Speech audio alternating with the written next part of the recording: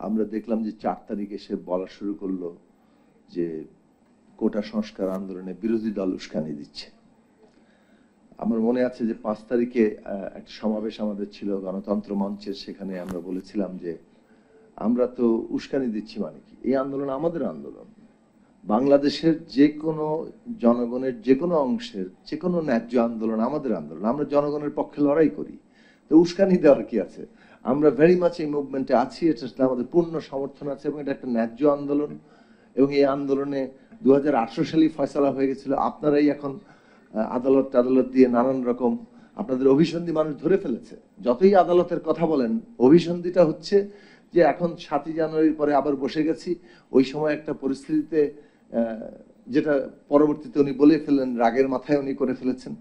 তো সেইটাকে তারা যে একটা দুরভিসন্ধি তৈরি করছেন আদালতের ঘাড়ে বন্দুক রেখে, সেটা খুব মানুষ পরিষ্কার, ছাত্ররা বুঝে গেছে, ফলে তারা আন্দোলনে নেমেছে এবং এই আন্দোলন ন্যায্য আন্দোলন, আমরা তাকে সমর্থন করব।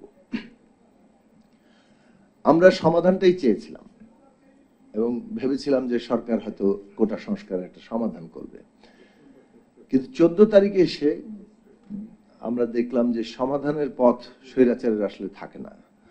তার দম্ভ, যেটা একটু আগে আন্দোলিব রহমান পার্থ বললেন, দম্ভ এবং অহংকার এমন জায়গায় যে সবকিছু তার প্রধানত থাকবে, এটাই তারা অভ্যস্ত হয়ে উঠছিলেন। এবং এই একটা জায়গায় যেহেতু 18 সালে তাদেরকে কিছুটা বোডাউন করতে হয়েছিল, ওইটা পুনরায় ফেরত আনার ব্যাপারটাই তাদের দাঁড়িয়েছিল। আমরা দেখেছিলাম পার্লামেন্টে দাঁড়িয়ে কিভাবে বলা হয়েছে রাজাকারের বাচ্চারা। তো এই যে দম্ভটা, সেটা আবার খোদ প্রধানমন্ত্রী নিজেই বললেন এবং নানানভাবে বুদ্ধিজীবীরা এটা বলার চেষ্টা করেছেন, কিন্তু এটাকেও ব্যাখ্যা করলেন না যে ওই কনটেক্সটে দাঁড়িয়ে যে কোনো একটা বক্তব্য তো কনটেক্সচুয়াল রিডিং আছে, তাই না? আপনি ওই কোন কনটেক্সটে দাঁড়িয়ে কি কথা বলছেন? যখন মুক্তিযোদ্ধাদের নাতিপুতির সাথে রাজাকারের নাতিপুতির তুলনা করেন, তার মানে মুক্তিযোদ্ধার নাতিপুতির বাইরে যারা আছে সবাই রাজাকারের নাতিপুতি হয়ে যায়। এইটুকু মানে পাঠ নেওয়ার মতো ক্ষমতা আমাদের মোসাহেবদের হারিয়ে গিয়েছিল, যার ফলে আমরা ওইরকম ন্যাক্কারজনক বিবৃতি দেখেছিলাম। ছাত্ররা গায়ে নিয়েছে এবং পলিটিক্যাল রেটরিক আকারে আমরা অনেক সময় বলি, কিন্তু অনেকগুলো রেটরিক এই সংগ্রামে বাস্তবায়িত হচ্ছে যে একদিন স্বৈরাচারের পতন ঘটে, জনগণ যখন দাঁড়িয়ে যায় তখন কোনো শক্তি তার সামনে দাঁড়াতে পারে না। এগুলো সবগুলি বাস্তবে ঘটেছে এবং আমাদের পলিটিক্যাল রেটরিকে এইটা একটা গুরুত্বপূর্ণ জায়গা যে মানুষ আসলে তার জীবনের চাইতে কিন্তু সম্মানটা অনেক বড়। আপনি যখন সামষ্টিক একটা জনগোষ্ঠী তার সম্মানে, তার ইজ্জতে আপনি আঘাত করেন, ওইটার যে প্রতিক্রিয়া হয়, ওটার যে শক্তি হয়, তার সামনে কেউ দাঁড়ানোর আসলে ক্ষমতা থাকে না। যে কারণেই 71-এ আমাদের এত মানুষ অকাতরে জীবন দেওয়ার জন্য উদ্যোগী হতে পারেন। ঠিক এই কারণেই আমাদের এই সময় আমরা দেখলাম যে কিভাবে ছাত্ররা অকাতরে জীবন দিচ্ছে, একটা মরে বাকিগুলো যায় না। এই জায়গাটা স্বৈরাচাররা কখনোই বুঝতে পারে না এবং যার ফলে তাদের গতিপথটা ইতিহাসে অনিবার্য হয়ে ওঠে এবং সেই অনিবার্যতা বাংলাদেশেও ঘটেছে। ভয়ের রাজত্ব তারা কায়েম করেছিল এবং ভয় আসলে সবারই নানানভাবে কাজ করেছে এবং এটা কেউই অস্বীকার করতে পারবে না। আমাদেরকে অনেকেই বলেন যে খুব সাহসী, কিন্তু আসলে আমাদেরকেও প্রতি মুহূর্তে ল্যাঙ্গুয়েজের ক্ষেত্রে নিজেদেরকে সেন্সর করতে হয়েছে, নানান ধরনের বিবেচনার জায়গায় আনতে হয়েছে। আমার মনে আছে আমরা 2014 সালে আমাদের পার্টির পক্ষ থেকে আমরা স্লোগানটা তুলেছিলাম যে সংকটের সমাধান গণতান্ত্রিক সংবিধান। সংবিধান নিয়ে আমরা আমাদের প্রতিষ্ঠাকাল থেকেই কথা বলি, টেলিভিশনেও বলেছি, টক শো যখন থেকে করি তখন থেকেই এই কথাগুলো বলছি। কিন্তু একটা মানে এই বিদ্যমান সংবিধানটা দিয়ে যে হবে না, এটাকে মানে এইটার ক্ষমতা কাঠামো অ্যাবসলিউটলি স্বৈরাচারী, কিন্তু তারপরেও আমাদেরকে কিন্তু একটা ডেমোক্রেটাইজ করার কথা বলতে হচ্ছে। এই জায়গাগুলো এসছে একটা সবাইকে নিয়ে কিংবা বাস্তব পরিস্থিতির মধ্যে আপনি কতদূর পর্যন্ত র্যাডিক্যাল হবেন সেটাও আপনাকে পরিস্থিতি আপনাকে অনেক সময় নির্ধারণ করে। তো আবু সাইদ যখন বুকে গুলি নিয়ে নিল, এই ঘটনাটা আমাদের রাজনীতিতে একটা যতবার ঘটেছে ততবারই একটা বড় বিস্ফোরণ ঘটেছে। 90 সালের আন্দোলনের পেছনে নূর হোসেনের প্রেরণা কাজ করেছে। জেহাদ যখন মারা গেল সর্বদলীয় ছাত্র ঐক্য হলো। ডক্টর মিলান যখন মারা গেলেন, তাকে হত্যা করা হলো, তখন কিন্তু আর এই বিস্ফোরণ ঠেকে রাখা গেল না। কারণ এই একটা কোনো কোনো মৃত্যু একেবারে পুরো জনগোষ্ঠীকে একটা আবেগীয় বন্ধনে নিয়ে আসে, যেটা 16 তারিখে ঘটে গেল। এবং ওইটা যে জমিনের উপরে, এখন এটা তো ঠিকই যে একটা কোটা সংস্কার আন্দোলন কিভাবে এই জায়গায় পৌঁছালো, দাবিটা তো কোটা সংস্কারই ছিল, এমনকি 3 তারিখ পর্যন্ত এক দফায় পৌঁছায়নি। এক দফায় পৌঁছেছে কিন্তু 3 তারিখে, আমরা অপেক্ষা করছিলাম। এমনকি আমি নিজে যখন 18 তারিখের পরে ইয়ে করা হলো, সংলাপের কথা বলা হলো, তো ছাত্ররা কখন মানে এই সংলাপ প্রত্যাখ্যান করে সেটার জন্য অপেক্ষা করতে হচ্ছিল। আমরা নিজেরা স্ট্যাটাস দিয়েও পরে ভাবলাম যে ছাত্ররা ডিসাইড করা উচিত, কারণ আন্দোলনটা ওরা নেতৃত্ব দিচ্ছে, তাদেরকে ইম্পোজ করাটা বোধহয় ঠিক হবে না, কারণ পুরো আন্দোলনের জায়গাতে তারা আছে। তো এইটার বিষয়টা আমার কাছে খুব গুরুত্বপূর্ণ মনে হয় যে একটা মানে মৃত্যু কিভাবে সমস্ত জনগোষ্ঠীকে ঐক্যবদ্ধ করে ফেলে এবং তাদের পুরো জিনিসটাকে ভেঙে দেয়। এখন এই কোটা সংস্কার যে একটা এক দফার আন্দোলনে পরিণত হলো, এর পেছনে কিন্তু 15 বছর 17 বছরের সংগ্রামটা আছে, বহু মানুষের বহু দিক থেকে সমালোচনা আছে। আমার মনে আছে ডক্টর বদিউল আলম মজুমদার 14 সালের ওই নির্বাচনের আগে বলেছিলেন যে আমাদের একটা নতুন সামাজিক চুক্তি লাগবে, যদি আমরা এই ধরনের নির্বাচনী ব্যবস্থার দিকে যাই, সমাজটা কিন্তু একটা নানা ধরনের এই পলিটিক্যাল সলিউশন না থাকলে উগ্রতার দিকে অগ্রসর হবে। এবং এই যে ডেমোক্রেসির জন্য বারবার বলতে থাকা রাজনৈতিক উত্তরণে আওয়ামী লীগকে স্টেক হোল্ডার হিসেবে আমরা আহ্বান জানিয়েছি, তারা ওই পথটা আসলে অনুসরণ করতে চান নাই, না করার পরিণতি আজকে তাদের জন্য হয়েছে। এখন এটা কি সম্ভাবনার জায়গায় নিয়ে যাবে? ছাত্ররা যে অগ্রণী ভূমিকাটা রাখলেন, একটা বিপ্লবী সম্ভাবনা সৃষ্টি করলেন, সেটা আমরা মনে করি যে একটা এই সম্ভাবনাটাকে আমাদের বাস্তব রূপায়নের চেষ্টা করতে হবে। কনটেক্সটে হচ্ছে এখানে রাষ্ট্র প্রতিষ্ঠানগুলো আছে, পলিটিক্যাল পার্টিগুলো আছে, সমাজের বিভিন্ন স্টেক হোল্ডার আছে। এখন বিপ্লবী সম্ভাবনার যে জায়গাটা তৈরি হয়েছে, এটা এই স্টেক হোল্ডারদের যে ইকুয়েশন, সমীকরণ, এটার বাইরে কিন্তু ঘটবে না।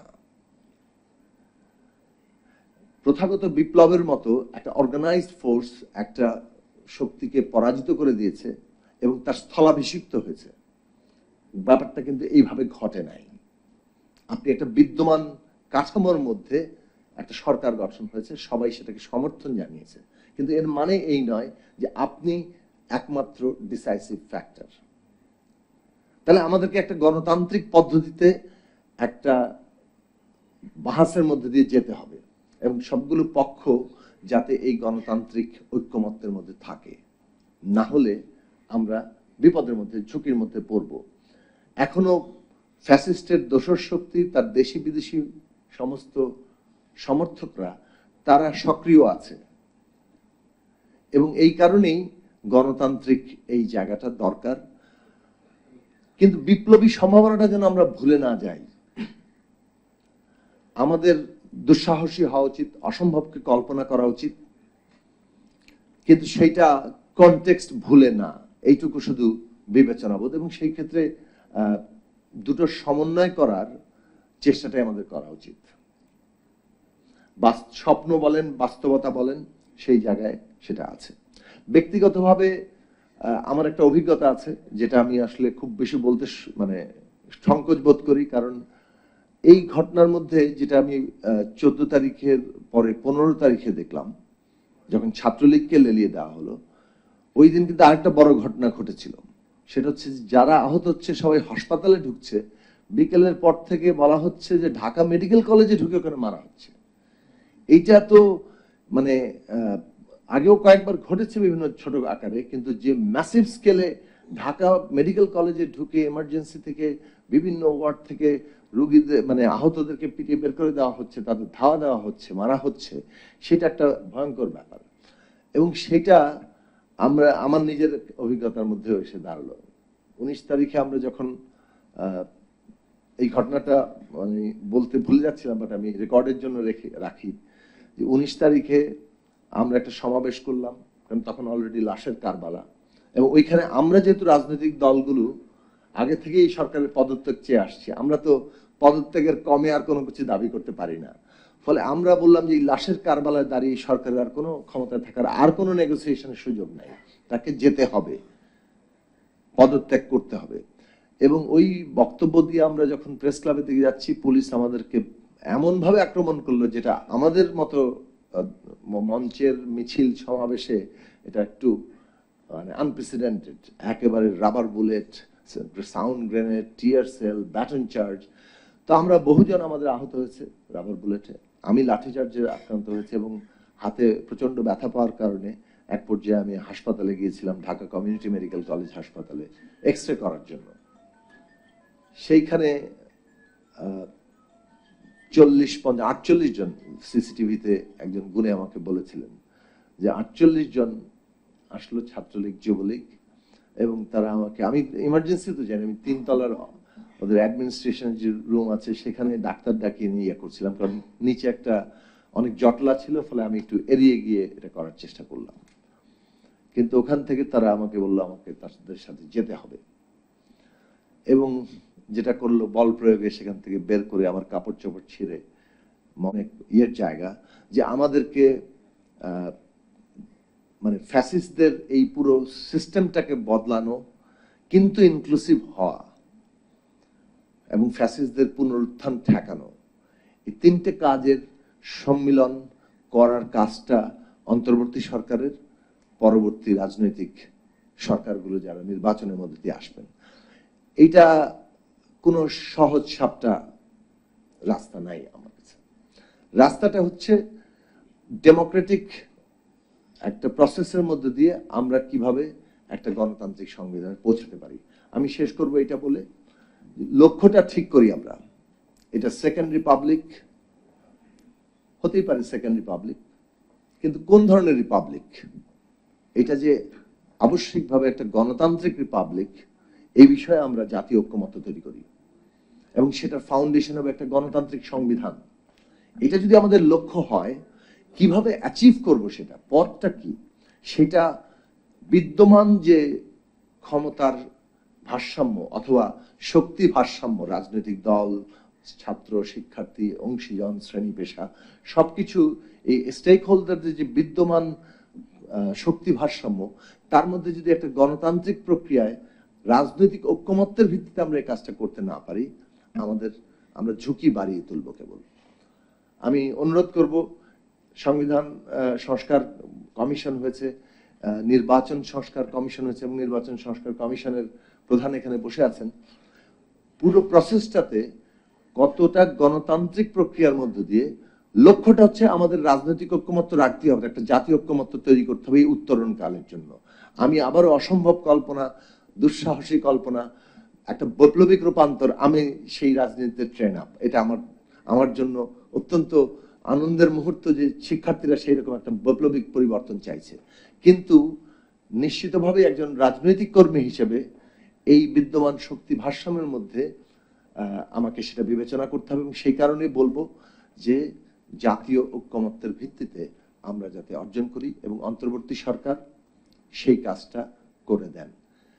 সময়ে এখনো মাত্র 40 দিন পার হয়েছে, তাদের কাজের পূর্ণ মূল্যায়ন করার সময় আসেনি। যারা সমালোচনা করছেন সেগুলোর মধ্যে অনেক ভ্যালিডিটি আছে, সমালোচনা আরো সামনে আসবে, কিন্তু আরেকটু এফেক্টিভ যে হতে হবে এই সরকারকে, এটা সম্ভবত একেবারেই বটম লাইন সমর্থনের জায়গা থেকে কি বলে প্রত্যাশা যে সরকারকে এফেক্টিভ হতে হবে। ধন্যবাদ সবাইকে।